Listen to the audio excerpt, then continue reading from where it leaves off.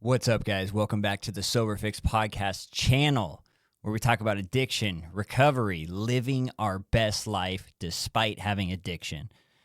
If you're someone who suffered from addiction, or maybe you're a family member or some clinician or someone who just wants to hear from one addict to another, talking about our experience and hope, you found the right place. So we got a great episode on today. Okay, we got Jamie on. She got years of sobriety. She talks about relapse. She talks about being an atheist and eventually finding God.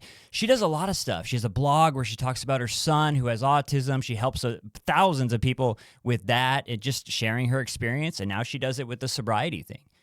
I hope you guys enjoy the episode. I know you will. I appreciate your guys' support. You guys have sent so many comments over and just told me what's going on with you and what your situation is. Family members, sons, just everything.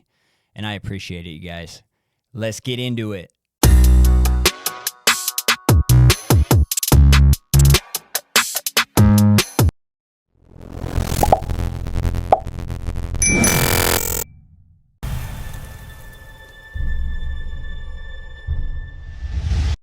Hello. Welcome, listeners. Welcome back to the Sober Fix podcast. My name is Drew. Good to have you guys listening. I always appreciate the comments, different emails that I get from you guys. It's cool, man. It's a blessing. It makes me super grateful to be sober today, in recovery. And another thing that it tells me is we are not alone in this journey. There's so many people. I get comments from different countries. I mean, just different everything, but there's something that we have in common, and that's wanting that better life in sobriety and not wanting to suffer from addiction. So I'm excited today. I've got Jamie on, another great guest. I tell you guys this all the time, but anytime I have a guest on here, it's just good stuff. And they always bring so many different just life experiences and just different versions of hope. And it always makes me happy to be on here. So Jamie, how are you doing tonight? I'm great, Drew. How are you tonight? Doing really good. I'm happy that that you reached out to me, and just for anyone listening, Jamie is she's a writer. I took some of this from what you sent me online, but a mom to a 21-year-old son with autism and a spiritual seeker, and 5.5 years sober. Did I get that right, Jamie? Yeah, that's right.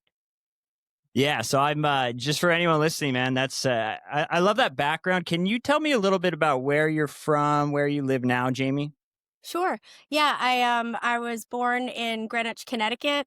Lived there for a number of years. Kind of did over my life sort of a tri-state thing. So I lived in Connecticut for a while, New York, and then when my son was diagnosed with autism, we moved to New Jersey for 10 years so that he could attend a private school there for individuals with autism. So we were there for 10 years, and then moved to South Carolina to be closer to family, be in the sunshine. He was really he's severely he's profoundly affected by the disorder, and so we didn't know things were quite serious at the time, very dangerous. We had a lot of very serious behaviors going on, and we weren't sure.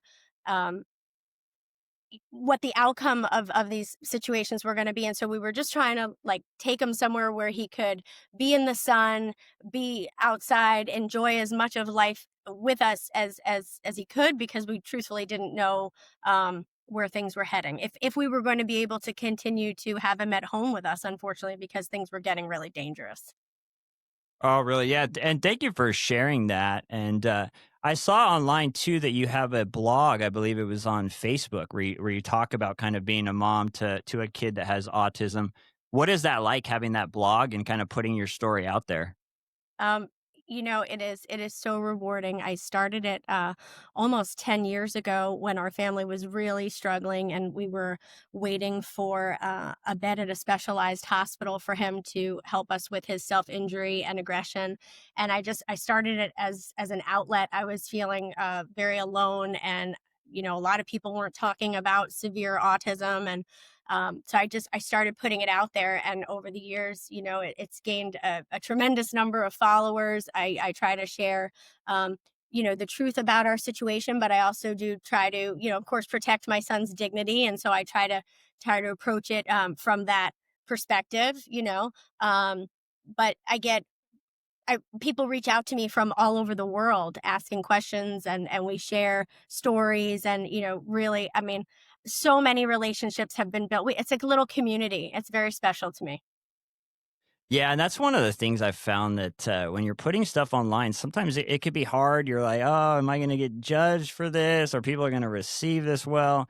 But then I found that as you kind of take that leap forward and start talking about your journey, it's shocking the relationships that can be built from that. And then all of a sudden, you have all these other people reaching out. And I found that sometimes people they just they're struggling with something in their life and they just don't know where to turn, and maybe they don't have the resources to go see the expensive psychiatrists or doctors, or if they're struggling with addiction, maybe they don't have the good insurance, and sometimes they don't know who to talk to, and so I found that a lot of people end up going online. They're like they're on YouTube or Mhm. Facebook or a blog, or just trying to get some kind of help or some type of community. So thank you for sharing that, Jamie. I want to ask you, what was childhood like for you?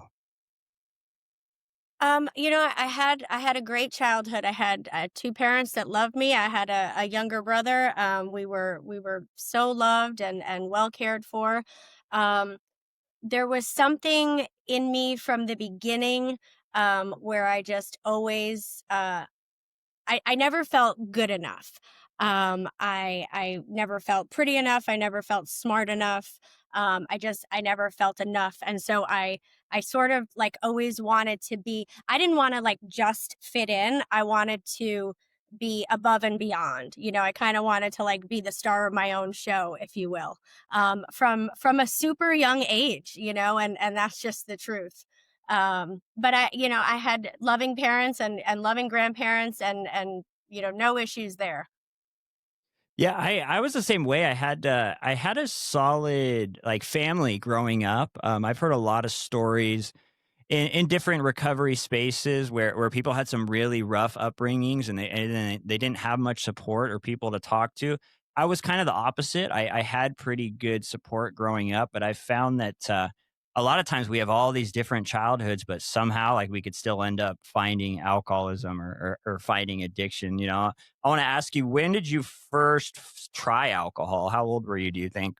So I know how old I was. It's interesting, actually, what you were saying. While I had a very loving family and came from a good family and all that, I was not going to dodge the genetic bullet for alcoholism. I just wasn't.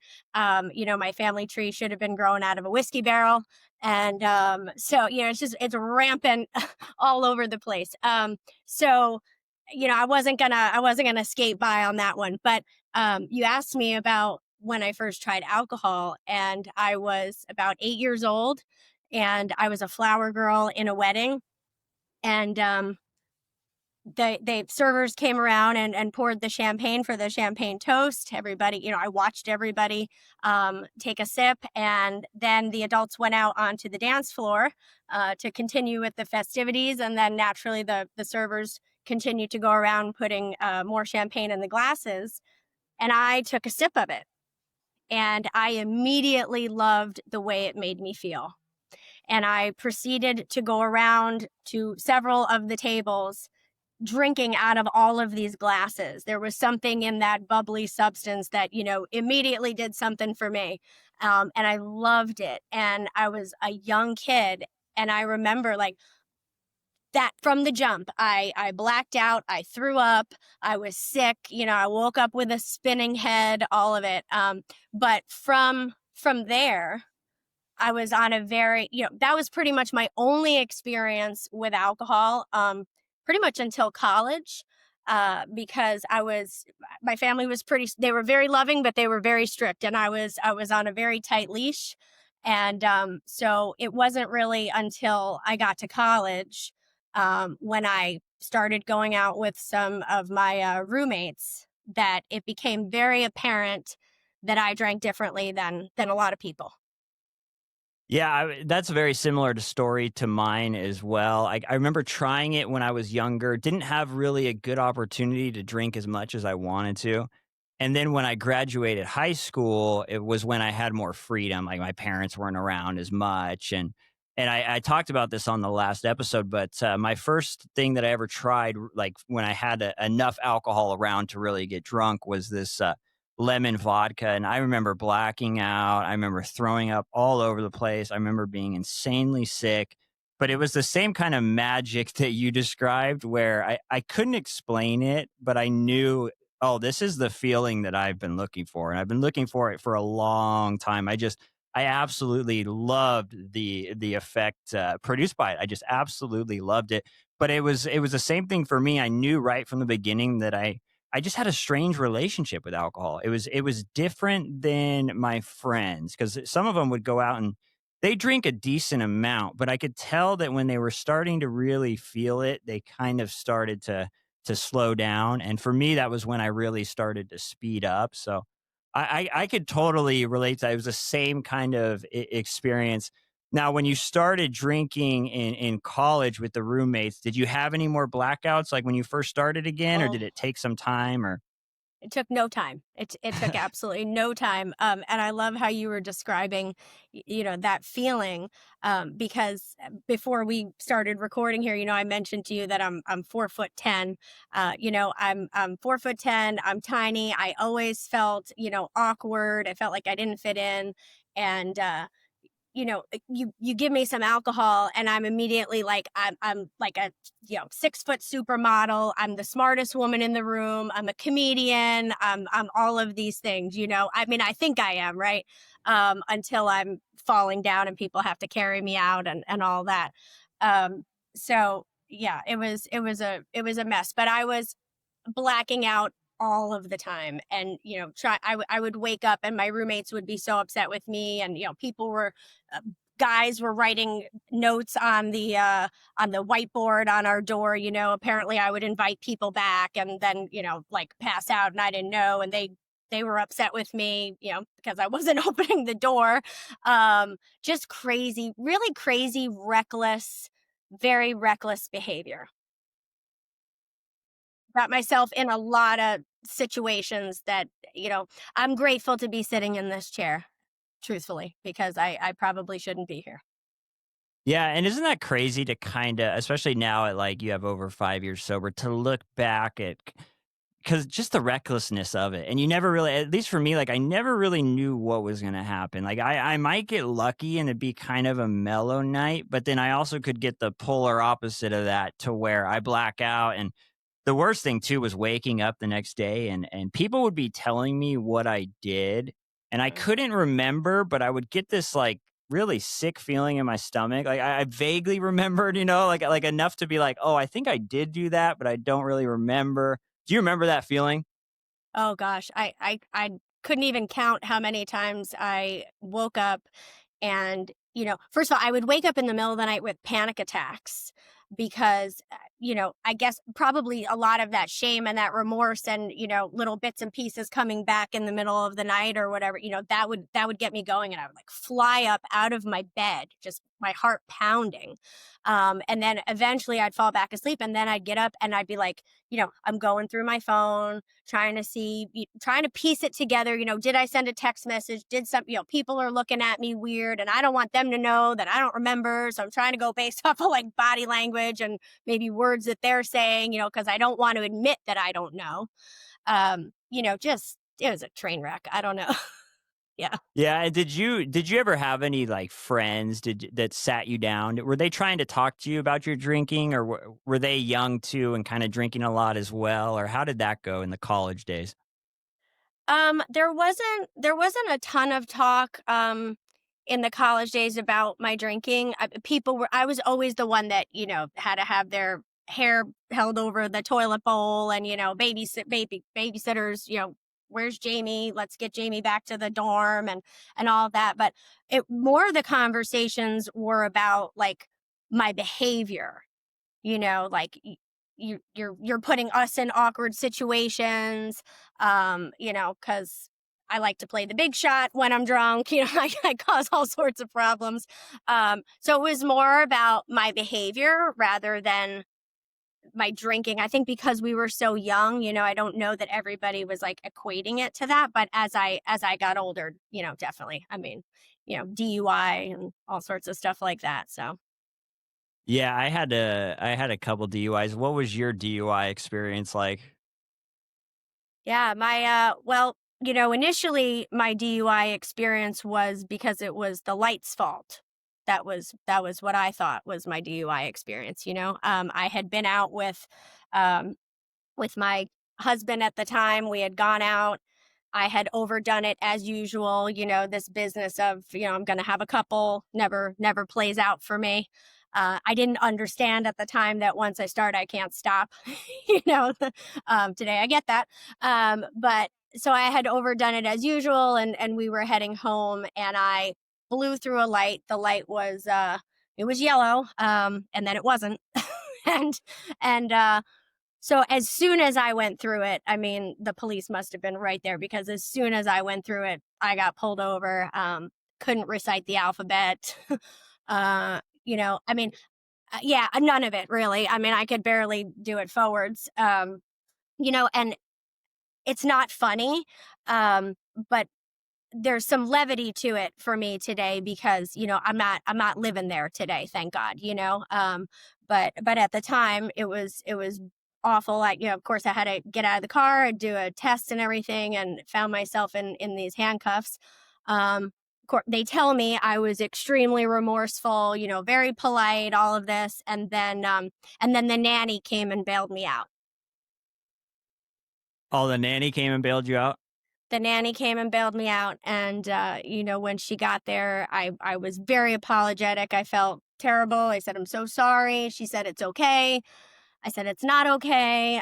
The job description did not include bailing mother out of jail. And yeah, but the thing is, you would think that, well, first of all, I was terrified right off the bat. After that, I was terrified. I was in a panic. Oh my gosh, this is going to cost so much money, that I could have hurt somebody, all of these things.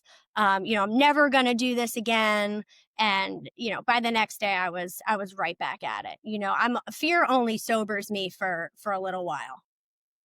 Yeah, I've got me personally, I've got maybe if it's a really, really bad night, like pretty bad, fear will sober me up for about maybe 4 days. That's like my good run. Yeah. Oftentimes it's maybe 48 hours, but and then I swear, I swear to myself, I swear to others, that's it. I'm done with it. Look, last night was really bad. It was really embarrassing. I'm sorry I put you guys in that position. I'm sorry I sent that ridiculous drunk text. I'm sorry I got that DUI. I'm sorry I got in that car accident.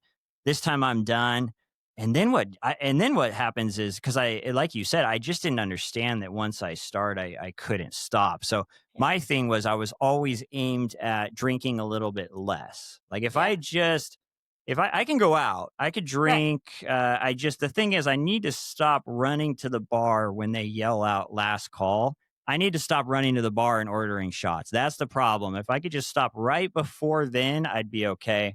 And the thing is I just kept getting the same results. It never occurred to me to try and stop completely. Was it like that with you as well, where you try and kind of just drink a little bit less sometimes, and it just never worked out?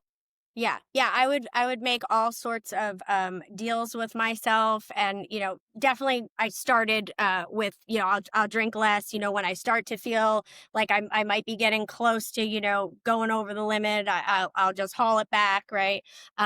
Or I'm going to only drink wine. I'm not going to drink hard liquor. I'm not going to drink alone. I won't drink until 5. I mentioned about my son being disabled. We used to have therapists in our house for hours at a time during the day after school. And, I won't drink until the therapists leave. But all of these little, rules that I had for myself, they lasted about 5 minutes. So, I could never beat the game. I tried. Um, because I loved the way it made me feel, so I was trying so hard to figure out how I could have it in my life, but not always cross the line. And I understand today I was never going to figure that out. That's not possible for someone like me. Yeah, and was that hard to accept? I know when I kind of started to accept that, part of me was happy because I understood that a little bit was like relief, because I'm like, Mhm. okay, I know what's going on with me now, at least. Yeah. But another part of that was kind of sad, even though it caused me a lot of problems. I kind of was like, oh man, I'm so different than I can't drink normally. I kind of looked at it like that. What was it like for you to realize that you weren't going to ever kind of drink successfully? I don't think I wasn't sad that, like, I couldn't have a drink in my hand to look like I was fitting in with everybody. I was more concerned and nervous and anxious over, like, how am I gonna participate in anything, because I don't know how to, like, just be, and I don't want people to know the real me. That how am I gonna do it without it? Because I drink the same at weddings as I do at funerals. So I don't need to it doesn't have to be, it's not like I drink no matter what. So it's not like, well, when it's a sad thing, then I won't have my alcohol to lean on. It's like I drank regardless of what it was. So that was, I don't know how to live without it. So that was, it was more like, how am I gonna live life without it, because I didn't know how to live. Yeah, I was the same way. I just and there was so much fear behind thinking about life without it. Even though it was causing me problems, but the thing was I felt so uncomfortable sober too. So I was like, I'm getting a lot of issues when I drink, but then when I not drink, I just feel weird. I feel off. I feel terrible.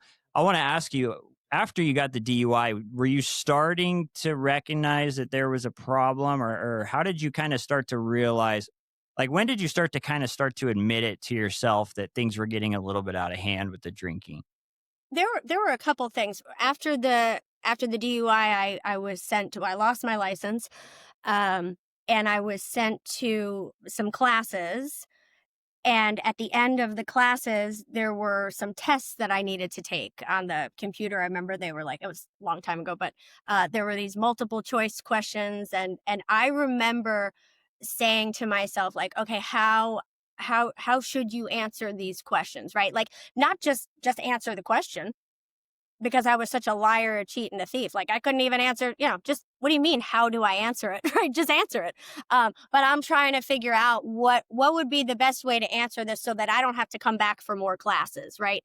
And the answer that I'm deciding that I'm going to give really isn't the answer that's in here. They're not jiving. So that was probably like one of the indicators. There was I was going to call it an incident. I don't know what you'd call it. But one night, husband number two and I were out to dinner, and I had, as usual, overdone it on some cocktails, and got in an argument at the restaurant. And he said, "It's time to go. It's time to leave. We're getting out of here." And I said, "Well, I'm not going." And he said, "Well, I'm leaving." And I said, "Well, I'm staying." And I stayed and he left. And first of all, I think there's a lot in that. I think, typically husbands don't just like leave their wife like that at a bar. Like, it had reached a level, you know what I mean? And so he left and I stayed until the bar actually closed. And I wound up getting a ride from a stranger, who I found out later owned the bar, but I did not know this man. And I got in a car with this guy for over an hour, trying to, as I was like coming in and out of consciousness, and he's tapping me on the arm, asking me directions how to get to my house so that he can bring me home. I lived about 15 minutes from this place, and I was in this car for over an hour, and I was not able to give him directions. He was not able to successfully bring me home.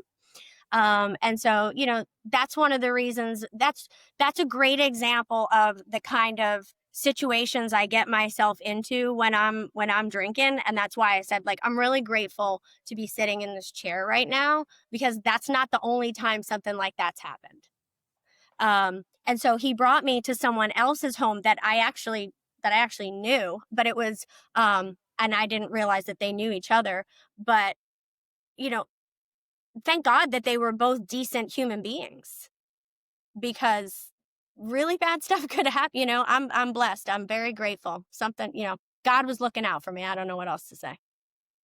Yeah, definitely. And I kind of look back on I look on back on situations that I had as well where I was drinking and driving. I got caught twice for it, but I look at the times I got caught and then I look at the times that I didn't get caught, which Mm. outnumber the times I did, and I just look back and it's like I could have easily been in accidents or I could have Oh easily gosh. killed someone in a car accident. That was like my worst nightmare when I was drinking is the just the thought of blacking out and having something like that happen, or those situations like you're talking about where luckily you had two good people that we're talking to each other and figure that out. Isn't it nice today to just not have to worry about that kind of stuff? Not have to Oh my worry about gosh. the blackouts or waking up in these weird situations?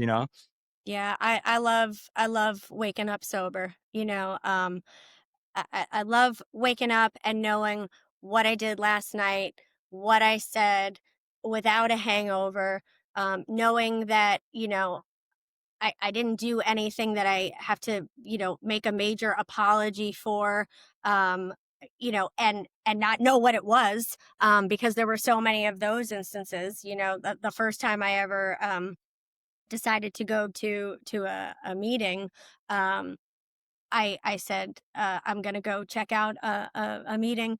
And my husband said, why? And I said, because I'm tired of apologizing and not knowing what I'm apologizing for.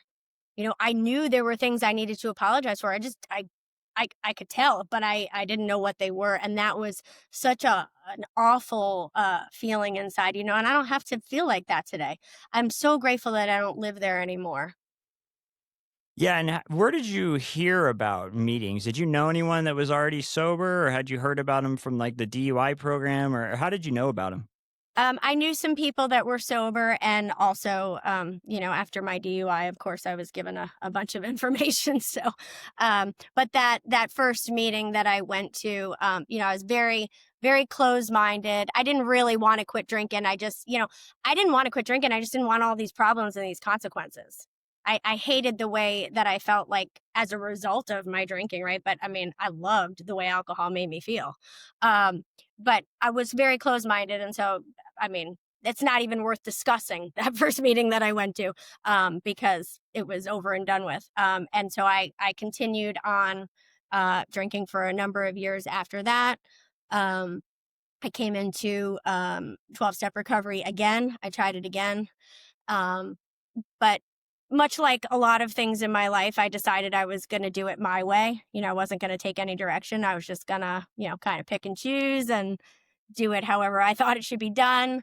Long story short, there was a really bad relapse. And once again, I'm grateful to be sitting in this chair. Yeah, I was the same way too. I got introduced. I think I got introduced to kind of recovery stuff when I was 18. I believe it was, and I remember people were sitting there, and I was by far the youngest person in the room, and people were telling me about the things that were going to happen to me down the road, or if I continued to drink, and I just remember thinking like, yeah, right. You guys couldn't. They couldn't tell me anything. I just wasn't quite ready, and then I ended up going back years later, and I think what had happened is I was just kind of ready, and I had the same kind of experience where I picked and choose what I was going to do in recovery. I was going to do some of the things that Yeah. I was comfortable doing, Yeah. and I was going to select those. No one else was going to tell me which ones to do, and the thing was though is being around other people that were sober, it helped me get a little bit of time, but I didn't really start to get involved until I had a couple relapses as well. I Mm. was going to ask you, when you had that relapse, how long did you have sober at that point? Yeah. So, well, I like what you were describing, this picking and choosing. My friend calls it doing it buffet style. And that's exactly how I was doing it. So that at the time of that relapse, I had about 4 years. I don't even like to say sober because I was dry. There was nothing sober about my behavior. I was still an absolute train wreck, and I was trying to fill the void left by alcohol with everything else I could get my hands on, except for drugs. I was never into drugs. I mean, I know alcohol's a drug, but none of the other stuff. So yeah, no, I was a mess, and I had no I had no solution working in my life at the time that I relapsed, and I found myself in a very difficult, uncomfortable, painful situation. And because I had no solution working in my life, and because I have a mental obsession with alcohol, I wound up picking up a drink that I thought, I had this conversation with myself right as I ordered the drink. I said, Jamie, I talk to myself a lot. I don't know if anybody else does that, but I do that. So, like, there's a lot of people up there. Um, but I had this conversation and I said, um, it's, enough time has probably passed. I mean, it's been a good chunk of time. You ought to be able to have this one. You don't like the way you're feeling, it's hurting. You know how to make that go away. And, so have this one. And tomorrow, just get right back at it. And when I was telling myself that, like, I was okay, that's the plan, and I meant it. I just want to have this one. And that is, of course, we all know how that goes, and that is not what happened. And I like to call that my confirmation drunk, which lasted a year and 2 months. Wow. So it lasted a year and 2 months. Yeah. See, it's so interesting. I've done that. I know people listening. There's some people listening that have done that. We think that we have control over it. We think hey, look, I can't tell you how many times I've seen people get years of sobriety, and I've yet to see anyone that had years of sobriety and ended up drinking again, and you don't see them for a while and they come back and they're like, guys, I went out and my life is good. Like, my Yeah, life is, I figured out, I've been sitting here wasting my time talking about all this recovery stuff. I'm right. killing it. I'm making more money. My family life is good. My mental health is good. I've just never seen it. It's always the same thing where people are coming crawling back and they're like, I'm telling you guys, it's not that great out there. It's really not. So thank you for talking about that, because I think that's a common thought that a lot of us get is, hey, I want one more hurrah, I guess. I want one more kind of just chill night or whatever, and I'll come back when I'm ready. And the scary thing is if we even make it back, we don't know how long it's going to be. I want to ask you, what was that? You said a year and 2 months, I believe. What was that like in that year and 2 months? Well, to your point, it was not better this time. I can tell you that, I went from not putting any alcohol in my body for, like 4 years, and picking up that one martini. Um, by the end of that week, I was right back to where I had been, if not worse. I mean, like that.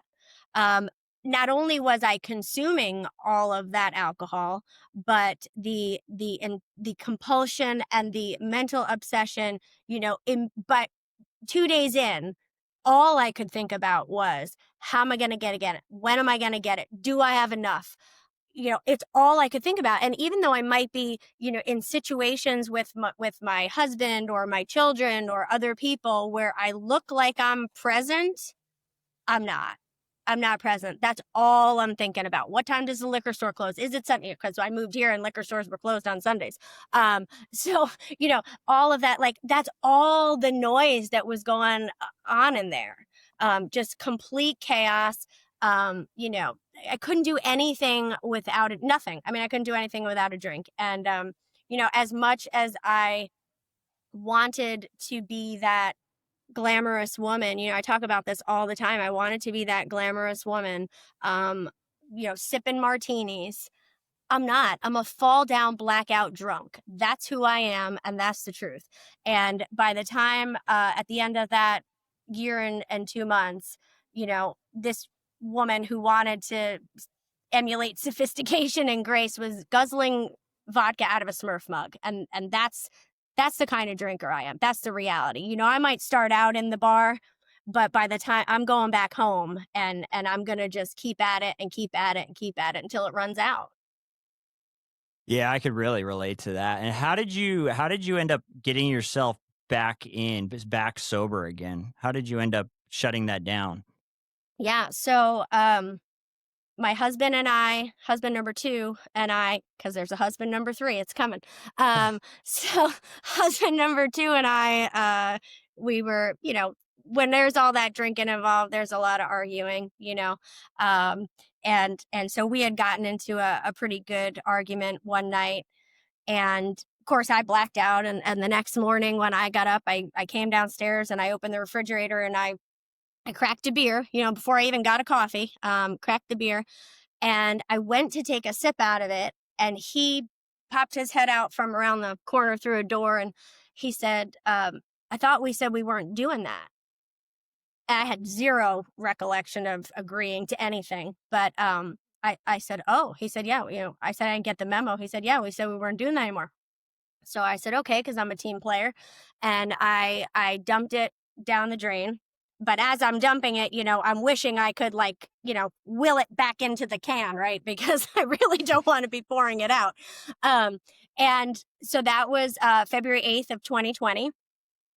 A couple months late. So now, I'm still thinking about it. I'm obsessing, but apparently I've entered into this deal. So I'm trying to uphold that bargain.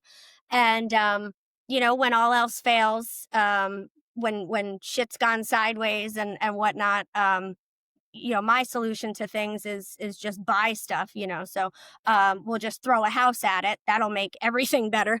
So we bought a house, and we were in that house for about 2.5 months, and my husband decided he wanted a divorce.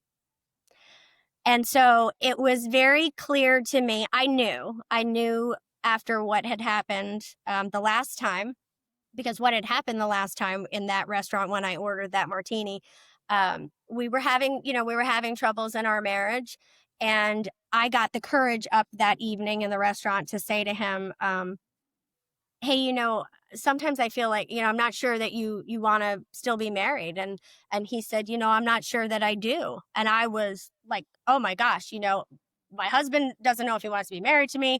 I've got 2 kids, one with severe autism. What's going to happen to me? Right. All this fear, all of that. And I had 0 life skills. I had 0 coping skills. I had no skills.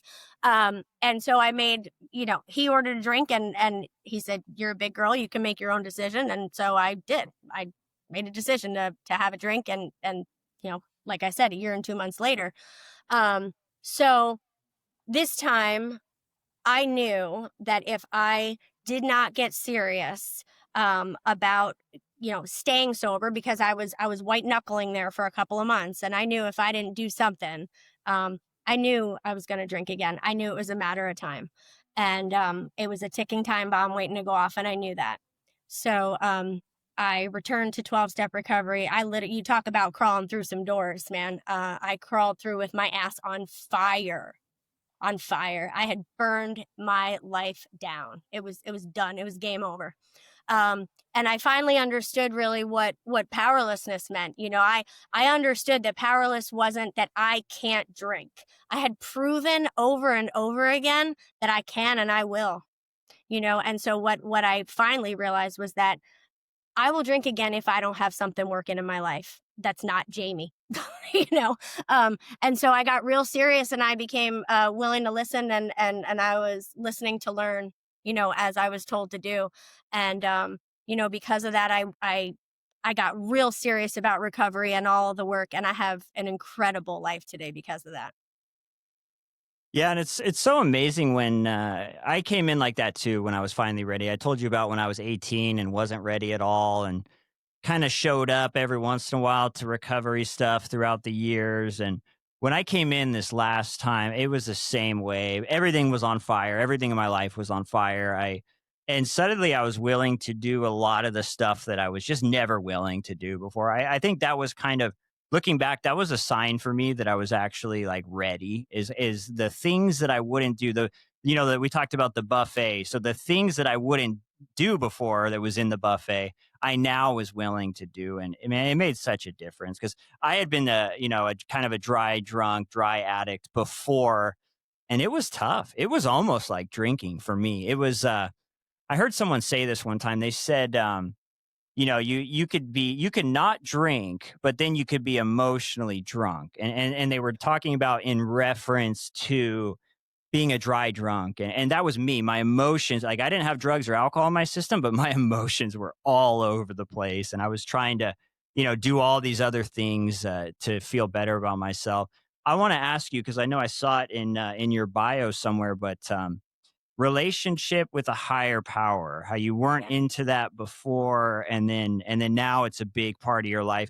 How did you get there? How did that start to open up? That is, such an important part of my story. I think really the most important part. I came into 12-step recovery as an atheist.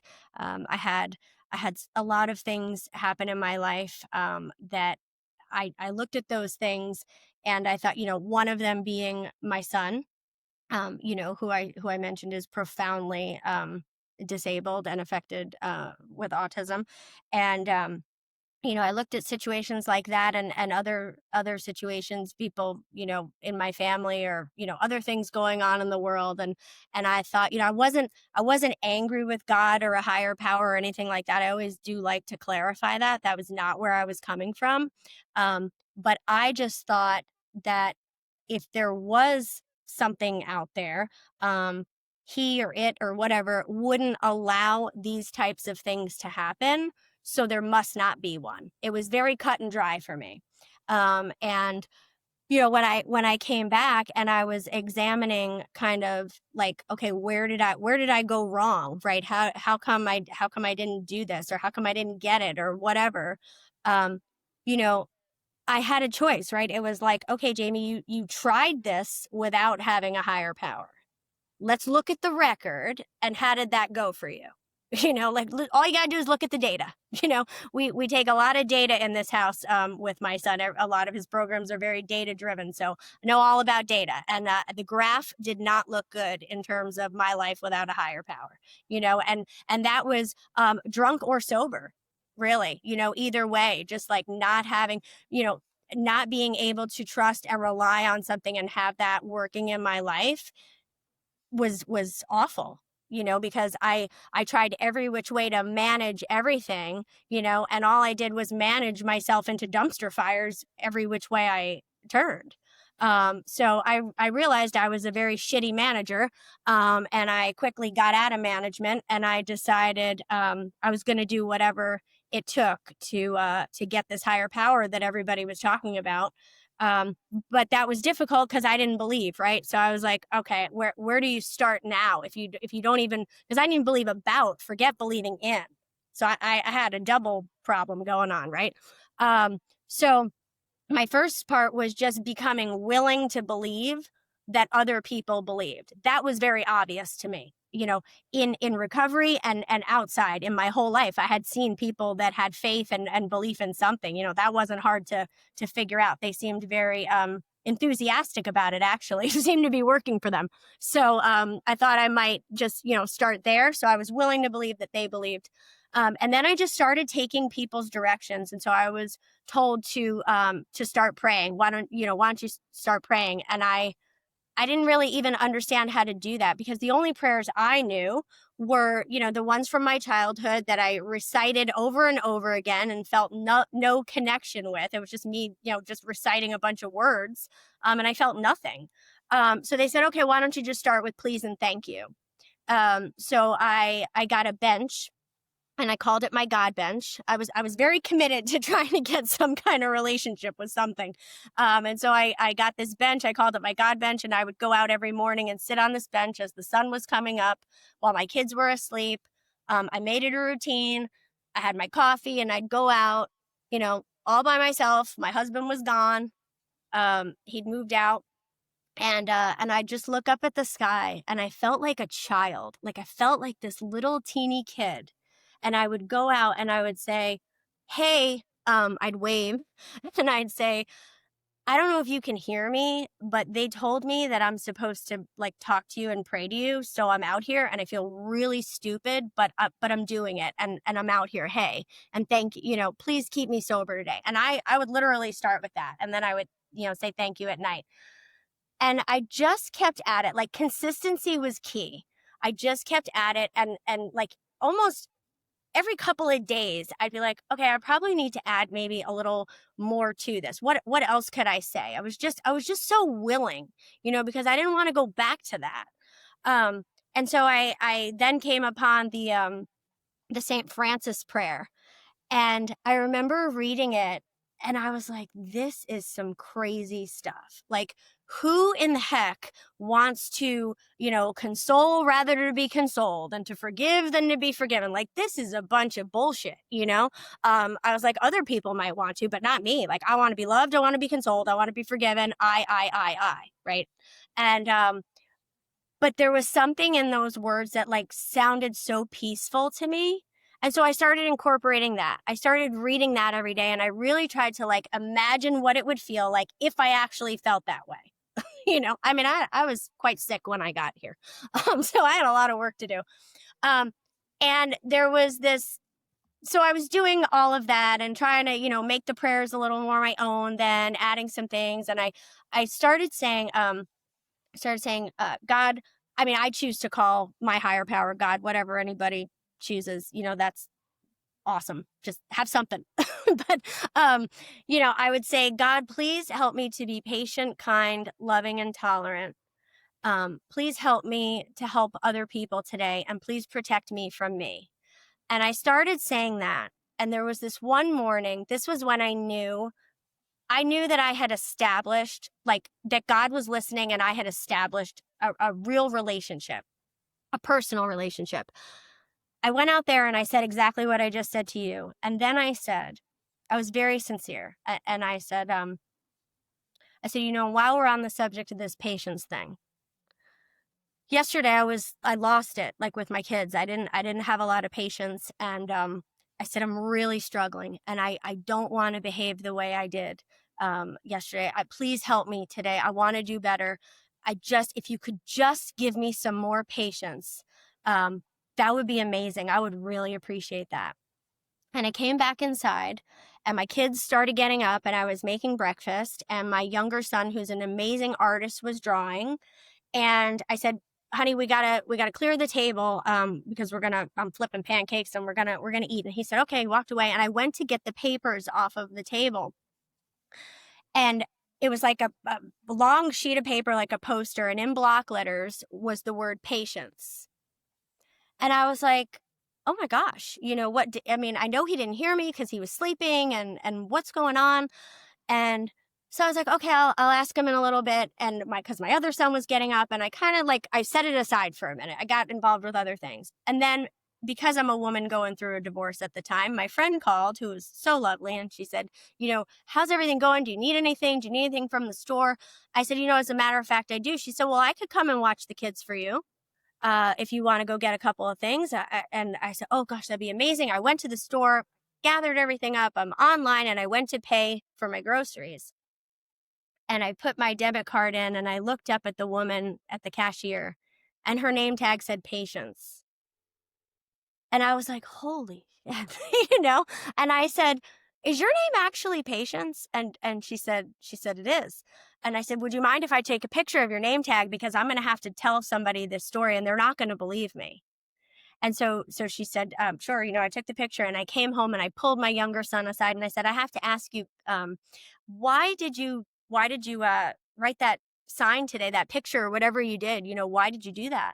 Because I am immediately making it about me, and I think, it's a reaction to something I've done, And he said, well, Mom, Grandma gave me those seeds to plant a butterfly garden, and I was thinking that I would put those seeds in the pot to grow, and I'm going to put this sign over them, because as things are growing, you need to have patience.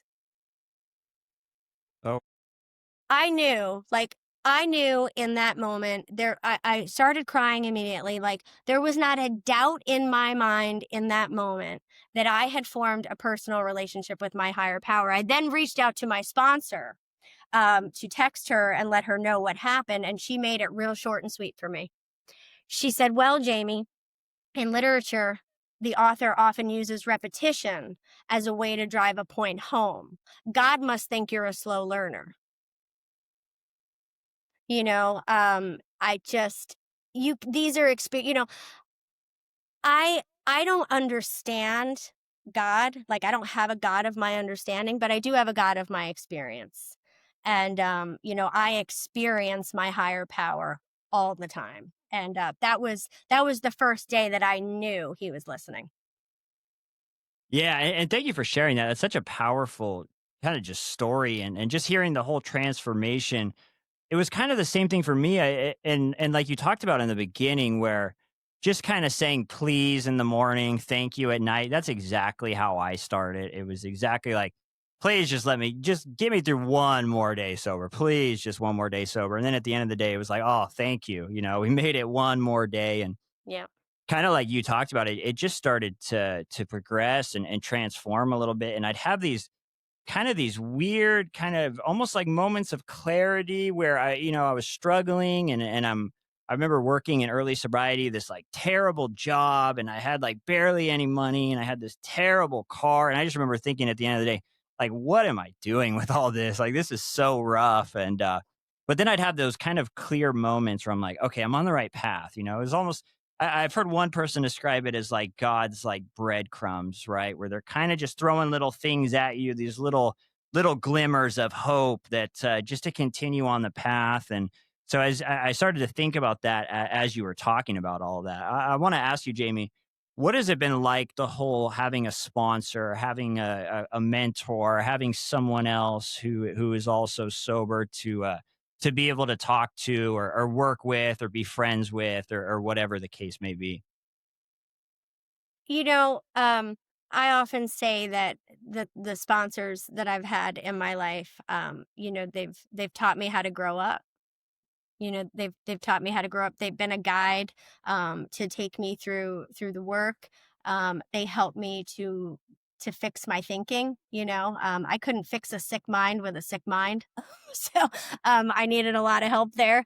I didn't know how to live, and these people they showed me how to live and to live by spiritual principles, which I knew nothing about that either. And so, having them in my life has been invaluable. I have a sponsor and I sponsor other women, and it's an incredible thing. One of the most important women in my journey, who was not my sponsor, but I was very close to. I remember sitting one time in a meeting, and she was talking about, if I because I had the worst self esteem. I mean, I hated the woman that I saw in the mirror. Um, and she was talking about, if I want to have good self esteem, I need to do esteemable things. And like my head blew off, because I wasn't doing very many esteemable things. I didn't like the girl that I saw in there. And that was sober. That was in early sobriety. I Just because I put the drink down, like I didn't feel better. I felt worse because I didn't have the alcohol to like make me be like, hey, you're okay. So I needed these women. I needed to be listening to women talking about doing esteemable things, about treating people with kindness and tolerance, and not being, so judgmental and thinking that I'm better than, and because I'm not. I'm not. Um and Yeah, I wouldn't be here without all those women, without sponsors and without strong women. Yeah, it makes such a difference. I remember when I finally had people I could reach, and even just having like friends that were sober. It was just night and day being able to run stuff by them and call them when Mhm. things were getting rough. I want to ask you, Jamie. We're getting towards the end here. Tell me about your website. Tell me about the book that you're writing. Tell me all about that. Okay. Yeah, I have a website. It's jamiehrobar.com. It's JAIMEHROBAR. Weird spellings of both of my names. So on my website, I've got I write, so I've got some essays up there about, growth and spirituality and lots of different topics. And I am in the process of writing a prescriptive memoir about, you know, developing a relationship with a higher power. I was an atheist when I showed up, and if an atheist can do it, anybody can. So yeah.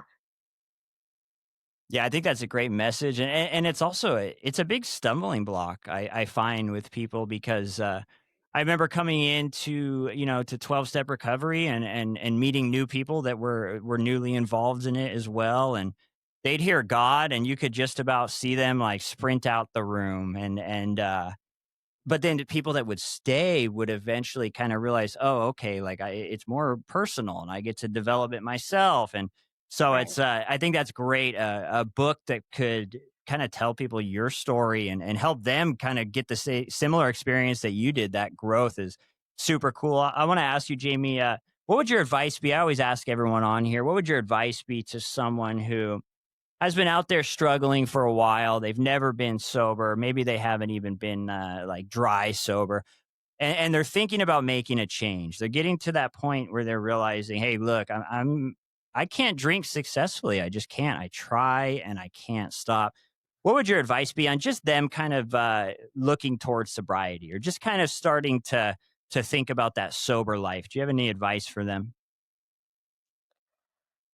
I would just say that, you're not alone. There are so many of us out there that are living this life that have been there, that understand not only the way that you drink, but the way that you feel and the way that you think.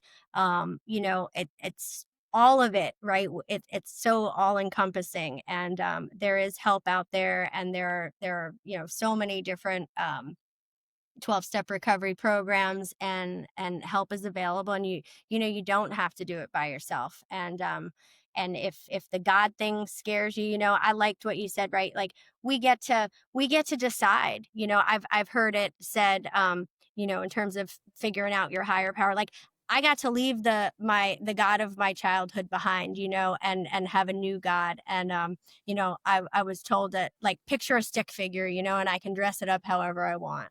And that works for me. I don't have a punishing God in my life. I have a God that's loving and caring and kind and has an awesome sense of humor. And it's you can have a beautiful life today. You know what I would say?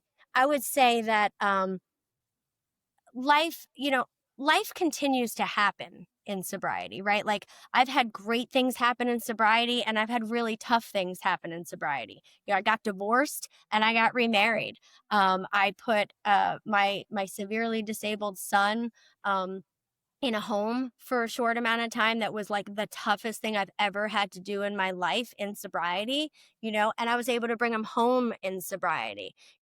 Today, like, just like how I drank, whether it was good or bad, today I can stay sober, whether it's good or bad. I have tools today, and I can face life successfully, and that's a beautiful thing. And I like the woman I see in the mirror today on most days. That's a gift. I'm okay inside. I'm okay in my own skin today.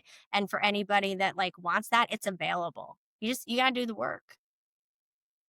Yeah, I totally agree. It took me a long time to realize that. I kind of, what I wanted is I wanted to feel better without the work is what I Yeah, me wanted, too. and Yeah, and yeah.